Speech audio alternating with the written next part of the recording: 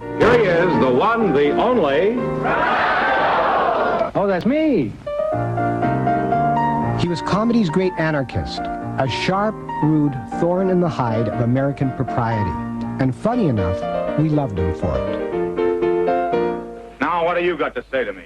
Just this. Can you sleep on your stomach with such big buttons on your pajamas? This is my aunt, and she's come to talk over some old family matters. I wish I had an aunt look like that. Well, take it up with your uncle. Groucho reveled personally in knocking everything and everybody. He would make outrageous statements or do outrageous things. This would be a better world for children if the parents had to eat the spinach. He was the original rebel. I don't know what they have to say. It makes no difference anyway. Whatever it is, I'm against it. No matter what it is or who commenced it, I'm against it. Groucho, certainly, mainly, had such a wonderful arrogance. He was against anything that was normal. Your proposition may be good, but let's have one thing understood. Whatever it is, I'm against it. And even when you've changed it or condensed it, I'm against it. He was very disrespectful. Remember, you're fighting for this woman's honor, which is probably more than she ever did. He made fun of most everything. Nothing seemed sacred. What do you say? Are we all going to get married? All of us? All of us. But that's bigamy. Yes, and that's bigamy, too. An insult from Groucho was only an insult in quotes. It was part of his character. I'm opposed to it. On general principles, I'm opposed to it. For months before my son was born, I used to yell from night till morn, whatever it is, I'm against it. And I've kept yelling since I first commenced it. I'm against it. Boogie, boogie, boogie. He was ahead of his time, really. He was really a kind of a Renaissance humorist.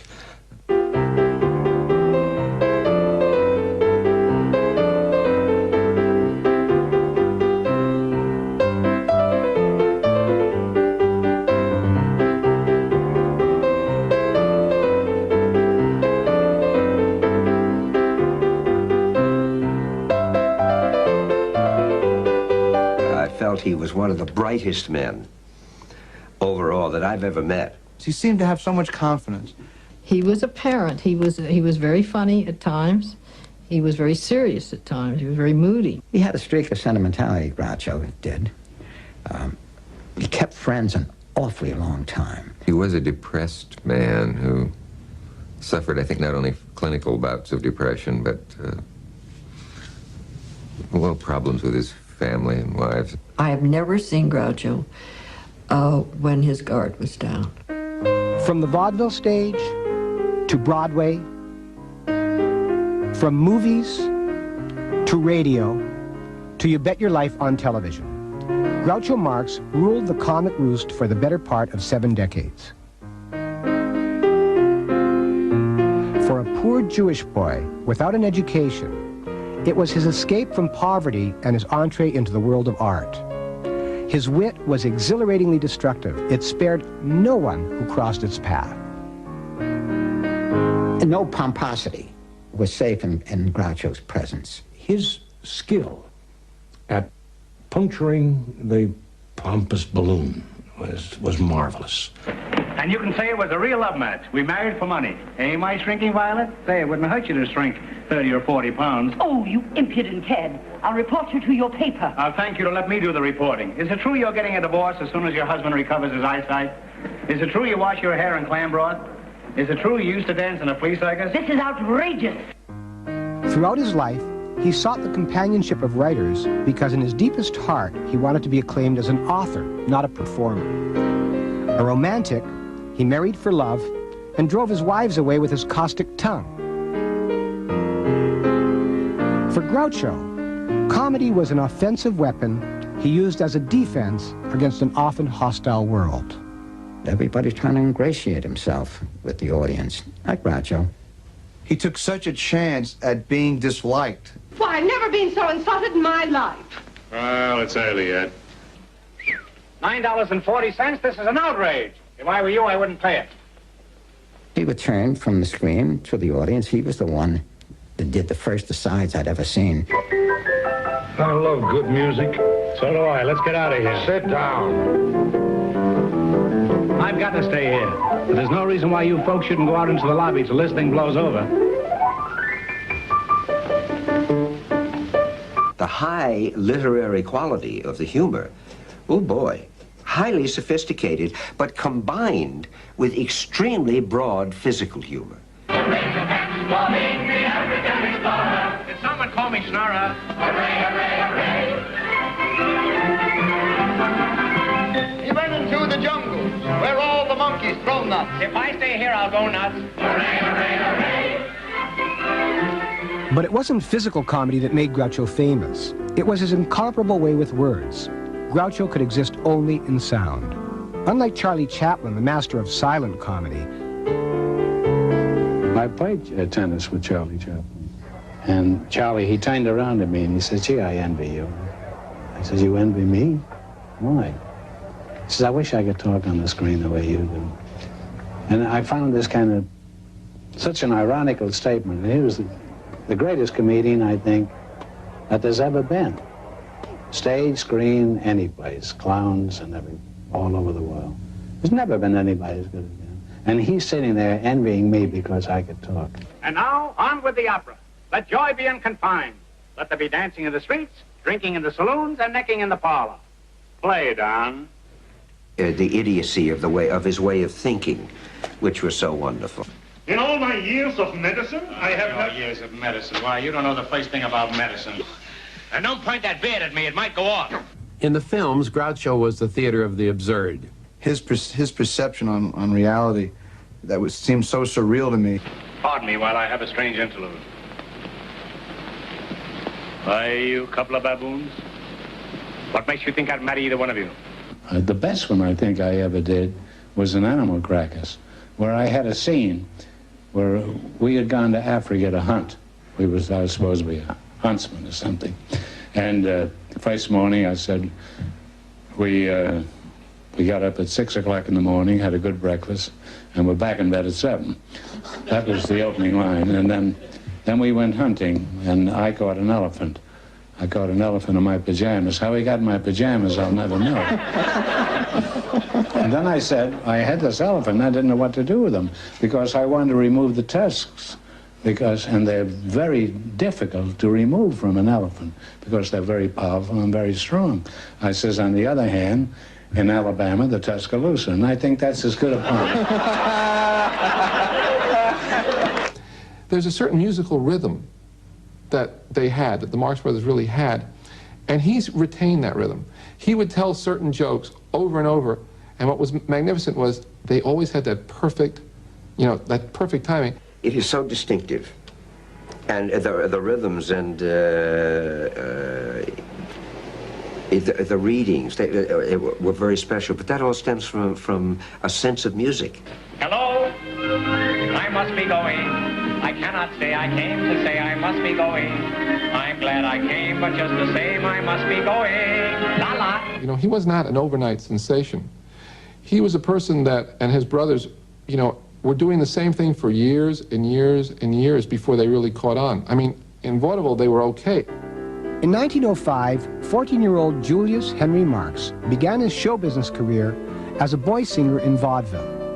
By 1915, Groucho and his brothers had developed their lunatic comic style on the vaudeville. Playing in vaudeville in a small town, and he got laryngitis. And looking for a doctor, he didn't know anybody. He walks along the suburbs of this little town. He finally comes to a cottage, and there's a sign outside, says Dr. Smith or Brown or something. And he can't talk very well. And he rings the bell, and a very pretty woman comes to the door, who is the wife of the doctor. And she opens the door, and he says, is the doctor in? And she says, no, come on in. Gradually, Groucho created his classic character. In 1921, late for a show and with no time to paste on his fake mustache, he dabbed grease paint on his upper lip before running on stage. With his darting, stooped walk, the long cigar, the painted mustache, and the leering eyebrows, the Groucho persona was now complete. He had given his entire youth to the back-breaking demands of vaudeville. The dressing rooms were terrible. The money was awful. They would close a show in the middle of the week if they didn't like it. Oh, yes, it was a very, very hard life. Very hard life. The brothers had made the transition from vaudeville headliners to Broadway stars when their first full-length play, The Coconuts, opened in New York in 1925. Really older folks, the really lucky ones, got to buy tickets to Broadway, sit there, look at that curtain with the gold fringe and the warm lights on it, and the house lights went down, and know that the curtain was going to go up and the four young Marx Brothers were going to come out on stage and revolutionize comedy. It was totally new. It was totally new. In 1929, The Coconuts was filmed. Groucho was just short of 40 when his illustrious movie career began. Come over here. I mean, they broke down so many of these walls that people would like, oh my God, are they really doing that? Let me down, Miss Very Bold. Doctor, you can't. I'll get down. I'll get you down. I'll report this to Miss Standish. You wait and see if I don't. What are you doing? Get off. Get off. I don't want to have my head massaged like that. In all my life, I haven't seen examinations. No. But there is one indisputable test. What? The X-ray. X-ray. X-ray. X-ray. The brothers made The Coconuts. Monkey Business,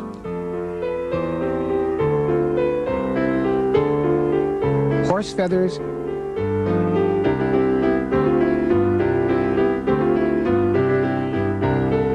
and Duck Soup for Paramount. Then moved to MGM for A Night at the Opera and A Day at the Races. When I was a kid, living in San Francisco, they had a wonderful theater called the Golden Gate Theater that showed a movie and a stage show. And every once in a while, the Marx Brothers would come up to the Golden Gate Theater, do 5 shows a day, little scenes from their upcoming movie that they had not shot yet. And I got to see Day at the Races, where they wallpapered poor Margaret Dumont into the wall 5 times a day. This was a perfectionist. This was not someone who just goes out there and tries a joke, and if it doesn't work, you know, too bad. No, no, no. If it doesn't work, he either perfects it that it does work, or it's gone. He was probably the best editor of comedy that I've ever seen. You don't know. I don't want to talk to you about this again, you snob. I'd horsewhip you if I had a horse. And you're willing to pay him $1,000 a night just for singing? Well, you can get a phonograph record of Minnie the Moocher for 75 cents. For $1.25, you can get Minnie. Even before I was in show business, when I used to watch the scenes, I had this like quiet little kind of sadness for any other actor who had almost the nerve to be in the scene with them. But after all, we must remember that art is art. Still, on the other hand, water is water, isn't it? And east is east and west is west. And if you take cranberries and stew them like applesauce, it tastes much more like prunes than rhubarb does. Now you tell me what you know. He cared for all of his brothers. My father told me to stay away from my brothers. My mother told my brothers to stay away from me. Of course, this didn't work out because we were pretty successful working together, and oddly enough, we're still very good friends. We see each other all the time. There were 5 Marx Brothers in all. Chico, real name Leonard, arrived in 1887. A year after came Adolf, later known as Harpo. Groucho was born on October 2nd, 1890. 2 years later, Milton, or Gummo, was born. And the 5th brother, Herbert, or Zeppo, was born in 1901. I think there was a favorite brother who was Harpo. He's got about a 15% metabolism with an overactive thyroid and a glandular affectation of about 3%. That's bad, huh? With a 1% mentality. He's what we designate as the crummy moronic type. I would always used to say when I was growing up and it got kind of difficult around our house because of my parents and the fighting, I would say I wish that Harpo was my father. I would bicycle over when it got really difficult at our house, and it would be hectic and screaming and carrying on with the kids. But there was a peacefulness in the air. You've always said that Chico was the most interesting of the brothers. I've heard you say that. Oh, yes. He had a brilliant mind, Chico. If Chico had gone into mathematics or something, he would have been at someplace in New England, you know, in one of those. MIT or something. MIT or one of those. Now, here is a little peninsula, and here is a viaduct leading over to the mainland. Viaduct. I'm all right. How are you? I say here is a little peninsula, and here is a viaduct leading over to the mainland. All right, viaduct. I'm not playing Ask Me Another. I say that's a viaduct. All right, viaduct. It's what that viaduct. Why you no chicken? Oh, I don't know why I know chicken. I'm a stranger here myself. All I know is that it's a viaduct. You try to cross over there in a chicken, and you'll find out viaduct. Chico was far too irresponsible, too much of a gambler for Groucho's tastes. He was a scalawag and a gambler. Well, Chico, even though he was a gambler and was broke almost all the time, Chico was so broke at the time that he lost his membership in a Hillcrest Country Club. And that was his water hole. He'd be there every day playing bridge or whatever he played, gin rummy. And here he was no longer a member. Well, Groucho and Harpo chipped in and restored his membership, bought it back for him. So there were very close ties. And all his life he remained amazed and somewhat envious at Chico's phenomenal success with women. There's a rather well-known story, but it never hurts to repeat it. When young Tallulah Bankhead hit New York, she was a great, great aristocratic beauty and daughter of an important politician. And Chico had always wanted to meet her, as the story goes. And Groucho said they met at a party, but people had warned him, now don't do your usual crude approach to women, which in your case always works. And that they met, and that the conversation was quite civil. Miss Bankhead, Mr. Marx, and so on. And as everyone was breathing a sigh of relief, Chico said, you know, I really want to fuck you.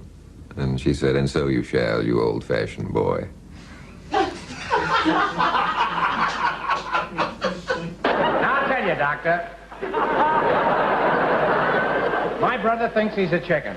And we don't talk him out of it because we need the eggs. Hey, you look like a fella who used to be my brother. I don't think I got your name. No, I got my name. I think you're pulling my leg. Yeah, just to get him even. Well, would you mind helping me push this camera store around? I'm sorry. I gotta go to the golf course and lay down in the sand trap. Sand trap? Yeah, you see, it's a Sunday, and that's when I see my psychiatrist. I'm sure I used to know him. If I'm not mistaken, we both had the same mother. Groucho's mother, Minnie Marx, would forever be the dominant woman in his life. She had left Germany as a teenager to come to America, and at 19 married Simon Marx, a sweet, ineffectual tailor from Alsace. The flirtatious, ambitious Minnie was a classic stage mother. A frustrated performer herself, she pushed her children into show business and became their manager. How would you analyze me? You? Oh, every time I see you with a cigar in your mouth, I think of all the frustrations you had as a child and the wrong kind of a bottle that they gave you. Mademoiselle, it may interest you to know that I never had a bottle. And he said, yeah, Harpo inherited all of my mother's good qualities. Which is an interesting thing to say, because she was a bit of a horror. I mean, the way she forced those boys into the business. I know that the boys all adored Minnie. And Minnie was the takeover person in that family. You know, she bleached the boys' hair to make them look less Jewish. She was responsible for their careers. And they say that your attitude toward women has to do with your mother. And one sad thing that I learned about Groucho once from a relative was that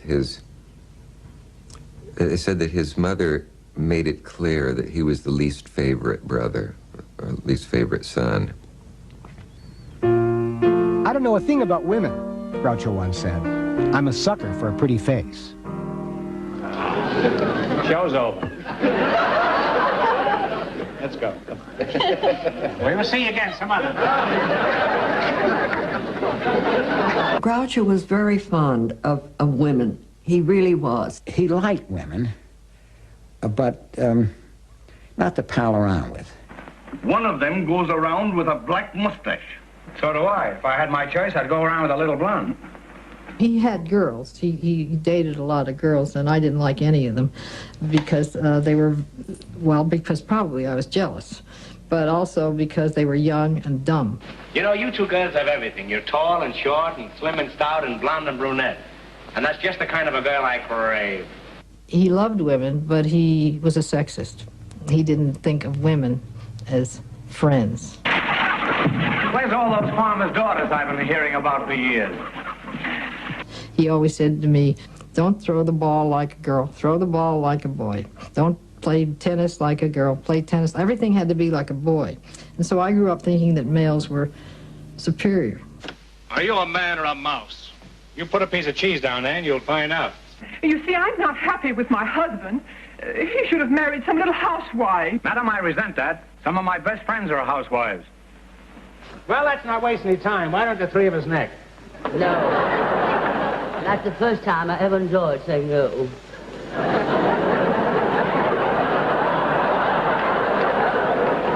And that's the first time I ever enjoyed hearing it.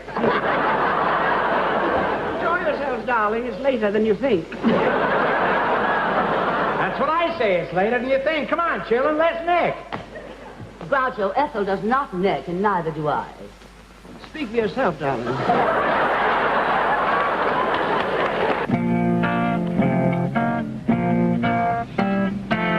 Everyone says I love you, but just what they say it for I never knew. It's just inviting trouble for the poor sucker who says I love you. Are you a great lover, would you say? Have you been all your life? I'm a miserable lover. That's why I've been married 3 times. I'm an ardent lover, but an ineffectual one. Do you believe in marriage? Do I believe in marriage? Not as much as I used to. Everything that ever grew, the goose and the gander and the gosling too, the duck upon the water when he feels that way too says, that's a wise quack. You keep your bill out of this. How would you like it if I butted into your affairs and laid an egg? He married young women, good-looking women. He was 30 when he married 19-year-old Ruth Johnson. They stayed together 22 years. Ruth, he had married very early on. I think she was in the chorus in one of the shows. She would come home from the tennis club, which is where she did a lot of her drinking, and then he would start arguing with her and making her look foolish, and it wasn't hard to make her look foolish because she was drunk. But he married 2 more women who were alcoholic, so it leads me to believe that he liked the feeling of being able to, he was able to dominate these women. In 1945, the 55-year-old Groucho married 22-year-old Kay Gorsey. That one lasted 6 years. Kay and I were friends before my father married her. She would come to see me, only it began to dawn on me that she was not really coming over to the house to see me, she was coming to see my father. And then one night, I recall, she didn't come to see me at all. She went straight into my father's room and spent the evening with him, and so that kind of gave me a little clue that, no, I knew. And he tried to boss her around and tell her what to do and treated her like a kind of a jerk, and she really wasn't. She wasn't well educated or anything. He had a happy time in the morning marketing. And one day she said to him, Grouch, I'm your wife, you've never let me go marketing. So he said, okay, he gave her $100, and off she went to the market. And there were shortages, you know, during the war. She came back very proudly. She had a carton of toilet tissue and a Cocker Spaniel puppy. And that was the last time that he ever let her go marketing. His final marriage, which took place when he was 64, was to 20-year-old Eden Hartford. When she left him, 14 years later, Eden told a friend she would have stayed if only once he'd told me he loved me. He put her down, too, because she would be drinking, and he didn't understand about alcoholism. She wasn't very smart, And there was a vast age difference, and they had no child to bring them together. I was very fond of all three of them. They divorced him. Happily, I think. Though Groucho's relationships with women never worked out, on screen, he found his perfect match in the formidable Margaret Dumont. I shall never get married before my daughter. You did once. Towering, proud, and profoundly obtuse, in film after film, she navigated the stormy seas of Groucho's abuse. I can see you right now in the kitchen, bending over a hot stove. But I can't see the stove. Did Margaret Dumont find you funny? She played the, as everybody knows, the dowager. She never understood anything I did on the stage. Is that so? She didn't really. She thought I was serious. I feel you are the most able statesman in all Fredonia. Well, that covers a lot of ground. Say, you cover a lot of ground yourself. You better beat it. I hear they're going to tear you down and put up an office building where you're standing. You can leave in a taxi. If you can't get a taxi, you can leave in a huff. If that's too soon, you can leave in a minute and a half. The last show I did with her was the Hollywood Palace. The principal animals inhabiting the African jungle are moose, elks, and Nytsopithias. Of course, you all know what a moose is. That's big game. First day, I shot 2 bucks. That was the biggest game we had. Don't step on those few laughs I have. Captain, tell me. Where are you? Oh, you're Did still you here? meet any wild boar? Not until I saw you. Tell me this. Do you hunt bear? Are you kidding? I always wear a bikini. And 2 days later, she died. And the last show she did was with me on the Hollywood Palace. How did you have the time to really bring up a family the way a normal father would? Because I enjoyed it. I didn't do it as a duty. I had 2 small children that I was crazy about, and I don't think I made any sacrifices. If Groucho increasingly ignored his wives, he doted on his children, making sure they got the attention he'd been deprived of as a child. Arthur, who would later write 2 books about his father, was the firstborn. Miriam arrived 6 years later. He was a very devoted father, very caring father. He was the kind of father who always took me everywhere. He was very involved in our lives. Clothes-wise, he wasn't real great on clothes. I would say, I need a new dress. And he'd come into my closet and look and say, well, the hem on that can be lowered. He didn't understand that you can't keep going to school in the same outfit or 1 or 2 outfits every single day. One of their neighbors went to the same high school I did, and one day the step-grandmother told me that the little girl came home from school and said, well, who does she think she is? Just because she's Groucho Marx's daughter, she can wear that one outfit all the time? Why do you think it is that so many of the youngsters of the famous names get into trouble? I think it's partly what they see at home. If they see the parents boozing, the kids are apt to grow up and drink. And we weren't drinkers. I never was a drinker. Well, I'm going to be perfectly honest and tell you that I'm a recovering alcoholic. And so until I got to the program that I'm in, recovery program, I really didn't learn a lot about life, about myself. And when I got sober and started learning, he was dead by then. With second wife Kay, Groucho had Melinda, born in 1946. When Melinda was born, he and I were in the hospital waiting, in the waiting room. And the nurse came in and said that he had a little baby daughter. And he looked at me and he said, don't worry, Miriam, she'll never replace you. Candy Bergen and Melinda Marx. Now, which one is Candy Bergen? I'm Candy Bergen. Oh, and you must be Melinda Marx, huh? Candy, Melinda, and I will sing a song that we've been carefully rehearsing for the past 3 weeks. Musical demon, such a honey dream, won't you play me some rag? Just like a beautiful rag is like a beautiful drag. If you will play from a copy of the tune that is sharp, you'll get all my applause. And that is simply because my honey baby's simply crazy about rag. Musical demon, set your honey a dream, and won't you play me some rag? Just change that classical nag to some sweet beautiful rag. If will play from McCarthy. A bassoon that is choppy, you get all my applause. And that is simply because I want to listen to rap. Melinda hated the spotlight and fled Hollywood. I asked her why she ran off so many times. Very often, he didn't know where she was. He'd hire private detectives to find her. But he kept pushing her into areas that she didn't think she could handle. Groucho was happiest in the company of writers. He worked with the great Broadway playwright George S. Kaufman on The Coconuts and Animal Crackers. You know, George Kaufman hated writing for them. He did it, but he hated it because Groucho would change it. But it always worked.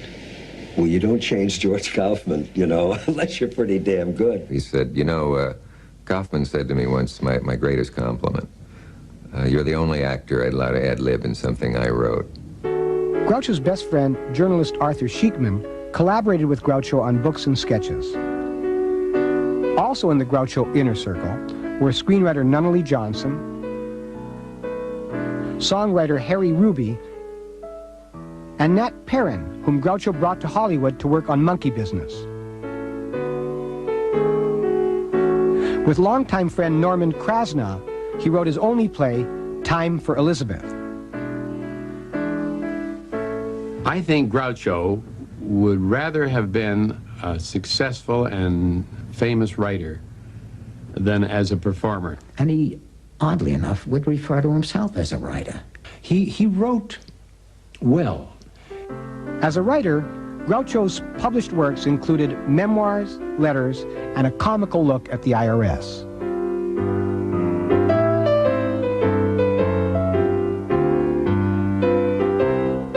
And he had kept up correspondence with so many people, and world-famous people, and world-famous writers. I was on one of the night shows. I don't want to mention the name of the show. It was the Johnny Carson show.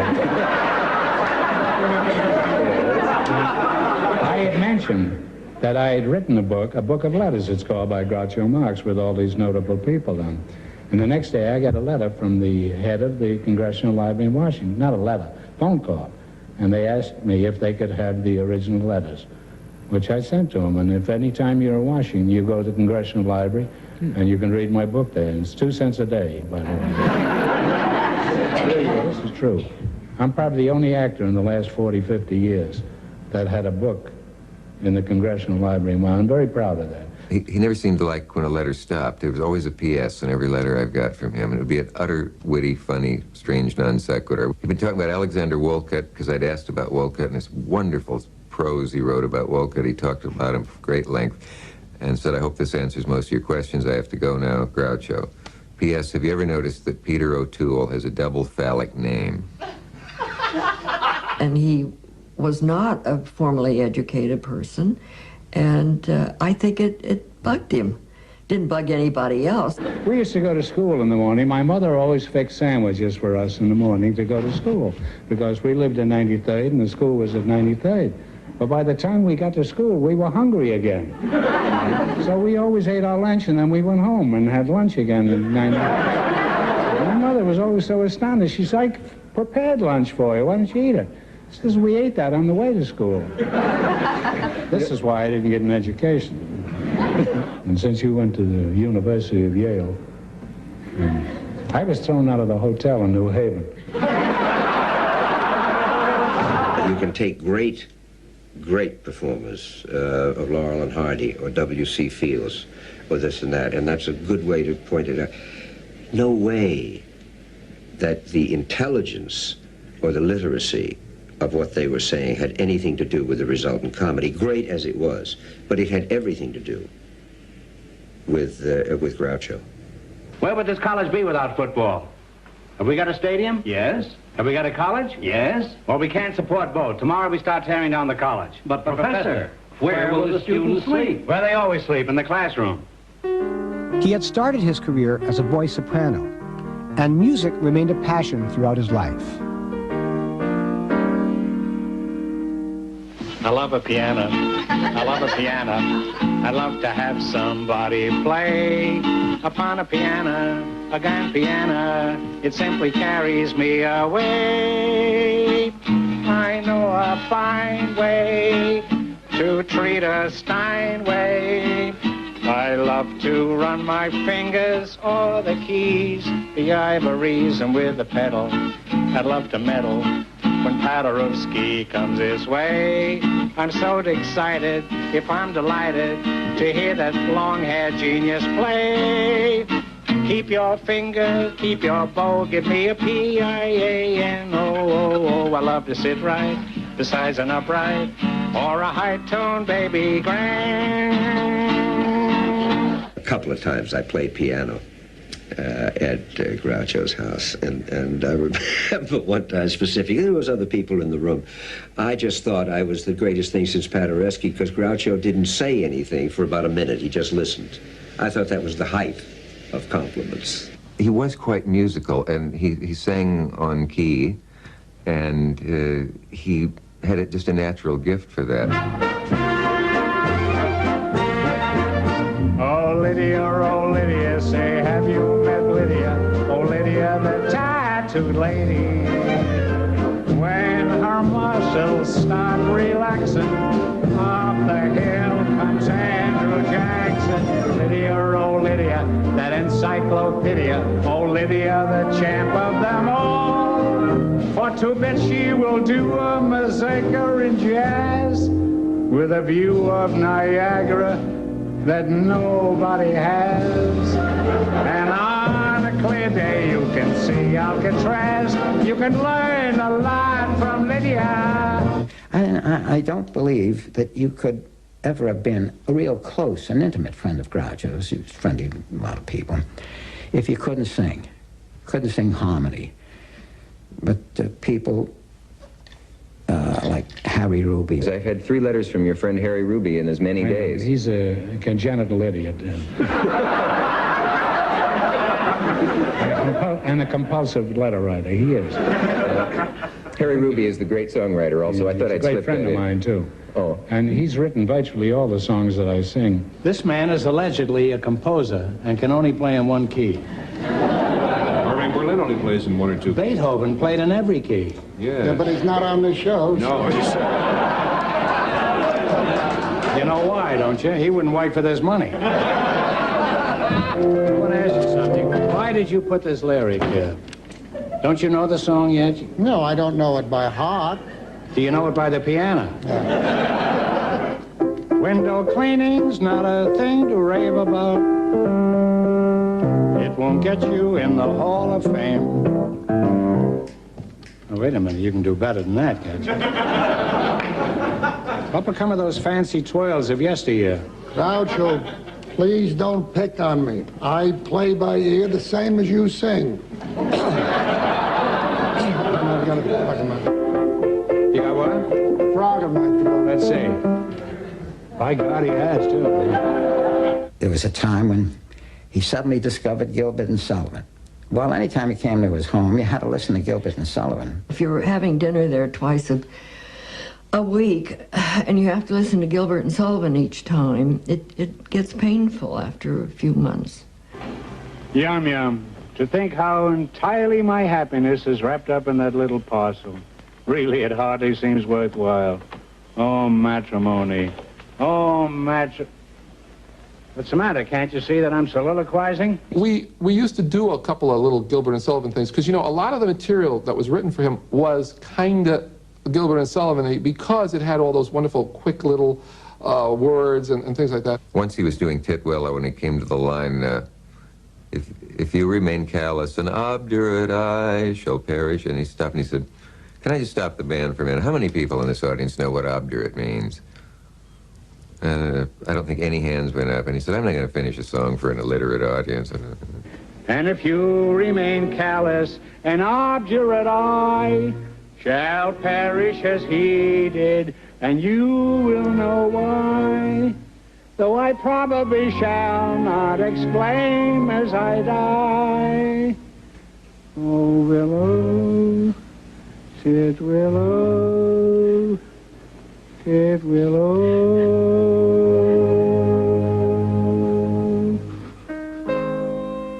In the 40s, the Marx Brothers made indifferent movies for MGM and United Artists.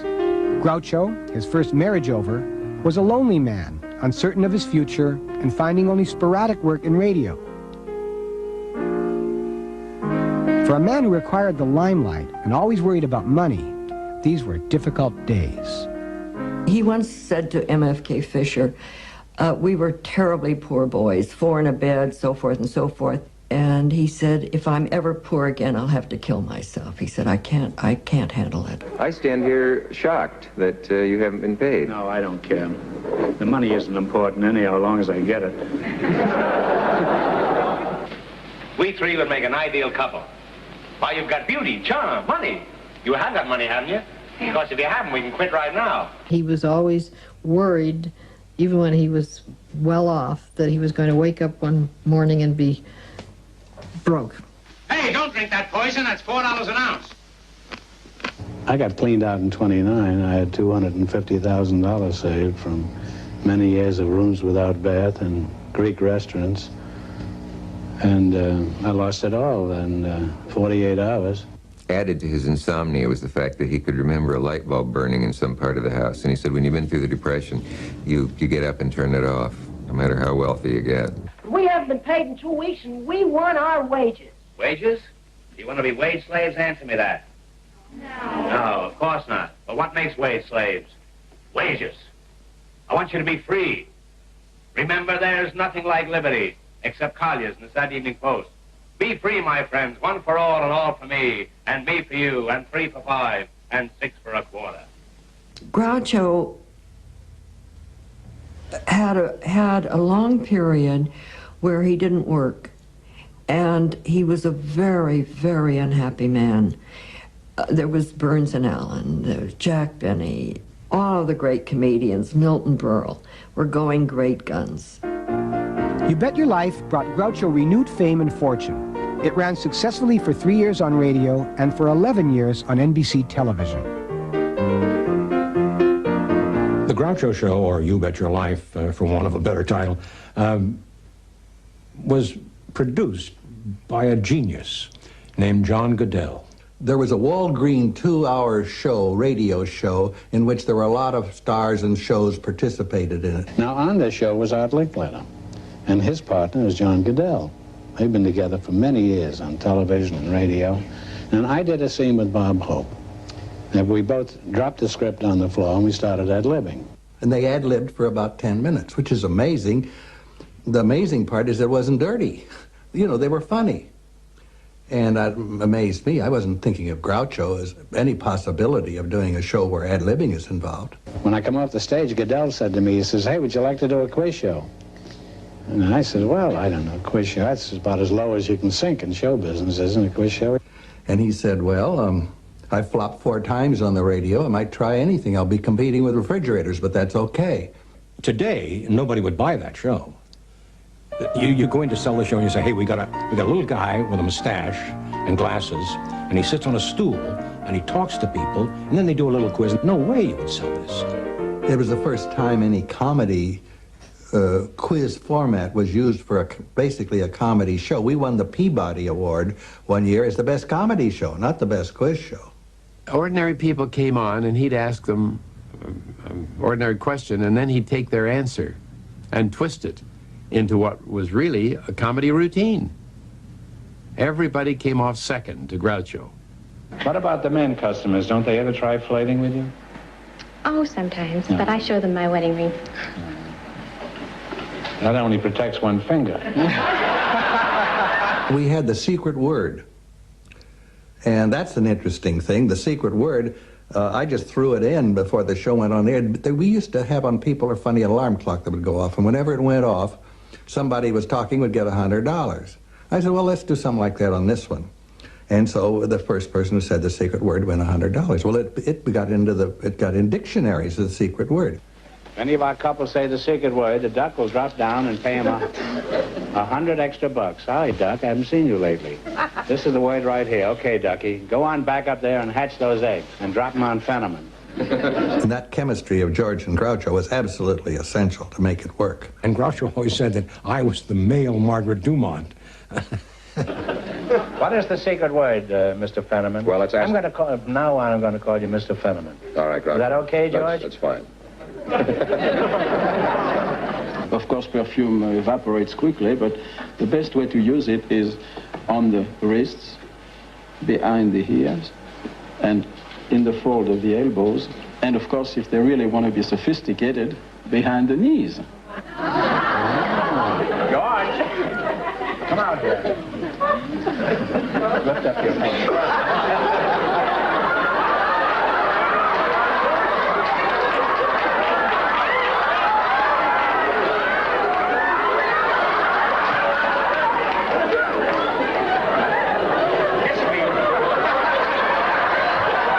The thing that I remember most is the fear in the eyes of his contestants, because, you know, it was like being on a show with Spartacus. I would not have ever wanted to get into a one-on-one conversation or an argument in front of people. Let's say a debate with Groucho. I would run. If he makes passes, he's liable to wind up getting married. Isn't this true, Junior?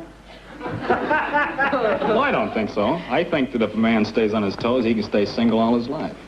If he stays on his toes, yes. You didn't get the feeling of superiority.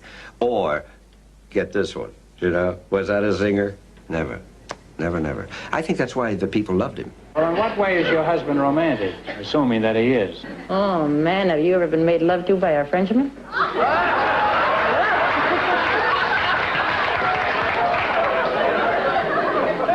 Not that I can recall. You Bet Your Life was the #1 show on NBC for 7 years. And it was on, you know, 15 years, radio and television.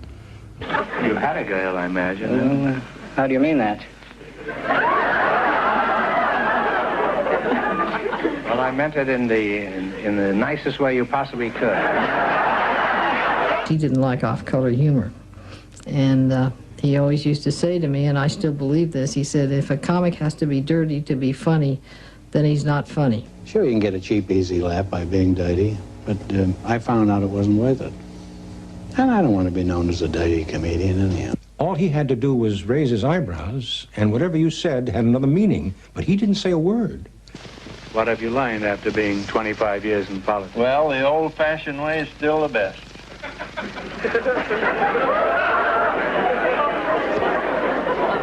I must have some reputation, you know. There isn't anything anybody can say to me anymore that doesn't evoke some kind of a dirty laugh from the audience. What do you mean by the old-fashioned way? Weren't you offered the lead in Calcutta? No, but I was invited there the opening night, and I wouldn't go. And I told the man who wanted to take me that I don't want to see anything on the stage that I'm not doing at home. I think it's apocryphal. I do, I really do. But it is, he could have said it. According to the story, and maybe it didn't appear on the air, we had this couple who had like 19 children. He said, no, why do you have so many children? And the man said, well, I just like children. And Groucho said, well, I like my cigar, but I take it out of my mouth once in a while. If Groucho became more culturally conservative with age, his politics were always to the left of center. Groucho was a liberal. Harpo was a liberal. And Chico bet on the Chicago White Sox. Nixon became his neighbor almost across the street, I guess, in Truesdale Estates. And, of course, they rushed to Groucho to ask him what he thought of that. And he said, better here than in the White House. He was very concerned with the Jewish people in this world and felt very much, although he wasn't religious, that he was Jewish. We were talking about anti-Semitism and how prevalent it was in Hollywood and so forth. And so he said, I wanted to join the Santa Monica Beach Club, but they said no Jews. So I said, look, my daughter's half Jewish. If we do join, can she go into the pool up to her waist? In his 80s, Groucho's health finally gave out, but not his vaudevillian spirit. He traveled to Cannes to receive the French Legion of Honor, and in 1974, accepted a special Oscar honoring his lifetime achievement. Slowed down by a stroke and involved in a controversial relationship with his companion Aaron Fleming, Groucho continued to perform. At Aaron's urging, the 82-year-old Groucho gave a one-man show before a sold-out crowd at Carnegie Hall. I think for him, toward the end, he always remembered Carnegie Hall as something very, very special, you know, and he had a wonderful, wonderful time. The evening at Carnegie Hall was largely anecdotes, and he talked, and he came through the curtain carrying a violin. And he said, "Are you as tired of Jack Benny's music as I am?" And he stomped on the violin. First of all, just coming out, I mean, he gets a 5-minute standing ovation. People got there hours ahead of time just because they wanted the evening of Groucho to be as long as possible. And there were mobs outside Carnegie Hall long before curtain time. There was rows of people who looked like Groucho. They came with the glasses, they came with the thing, they came with the whole thing, you know, like this. He walks out to this, you know, I mean, he has no idea. And all of a sudden, as this place goes crazy, he sees rows of himself. Loved it. And I had to do this little overture for, you know, for the New York audience. So I decided, because it's Carnegie Hall, to come out and start with a Beethoven sonata. Okay? This is called the Wallenstein Beethoven Sonata. This is for real. And I go out there and I go. And people are saying to themselves, what does this have anything to do with Groucho Marx? And I'm playing my Beethoven.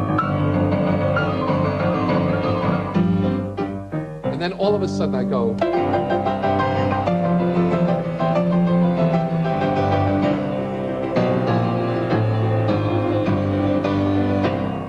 And it had everything to do with Groucho Marx. It was funny, in the New York concert, when he sang Hello, I Must Be Going, I started to feel, you know, we're not going to have him around much longer, you know? And it was very poignant to hear him sing that. And I'm just glad that he could experience the love of the public to that degree toward the end of his life. I think there's nothing greater than that. Near the end, I was over the house. I went over and I stuck my arms under his arms and I lifted him up, and then I'm kind of walking him back to the bed, and this little weak voice says, "Hey, Fenneman, you always were a lousy dancer," you know. On this one occasion, Eubie came by and Groucho came by with the young lady who was his manager or whatever at the time. And I put the two of them together because I thought these two old men of show business would really like looking at each other and talking. Well, nothing happened. They didn't say anything to each other at dinner. And Groucho sits, and Eubie sits and plays the piano. And Eubie goes through a whole, you know, lot of songs, and finally Eubie gets to I'm Just What and